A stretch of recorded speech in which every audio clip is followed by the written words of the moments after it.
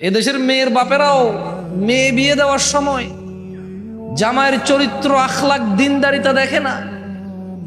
জামাই বন্ধু বান্ধব নিয়ে আসবে, হুন্ডা রাখার জায়গা করার জন্য জমি বিক্রি করে সুদের উপরের ঋণ নিয়ে টাকা ধার করে চিটারি বাটপারি করে দালান কোঠা তোলে, কারণ জামাই জিজ্জামারি শুতে দিবে।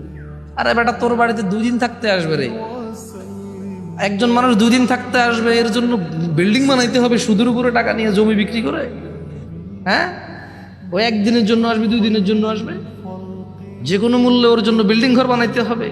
আর বেটা, তুই তোর শ্বশুর বাড়িতে যাবি 2 দিনের জন্য না রে, একবারে বিল্ডিং দেখেই বিয়ে করতে হবে। হ্যাঁ, তোমার নানার কি ছিল যখন তোমার বাপে বিয়ে করছে তোমার মা রে? তোমার বাপের কি ছিল? এখন মাশাল্লাহ তোমার বাপে ভালো পয়সা করে ইনকাম করে, হালাল ভাবে ইনকাম করে। তোমরা টুকটাক মাশাল্লাহ জায়গা জমি কিনেছো, যে রাস্তার পাশে শতক 4 লাখ টাকা করে 5 শতক 10 শতক জায়গা কিনছো, তোমার বাপে কিনছে। তোমার নানার বাড়ি তো তোমার মামারা ঘর দুয়ার তুলে সুন্দর, এখন মাশাল্লাহ পরিবেশ সুন্দর, মানে পাকাপোক্ত করে ফেলেছে সবকিছু। তোমার মাকে যখন বিয়ে করেছে তোমার বাপ কিচ্ছু ছিল না, তো কি হয়েছে? তোমার মায়ের দিনদারিতা দেখে বিয়ে করছে।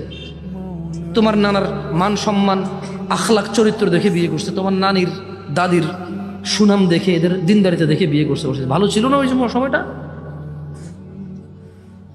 17 রকমের খানা পাকাও তোমরা বিয়েতে, গায়ে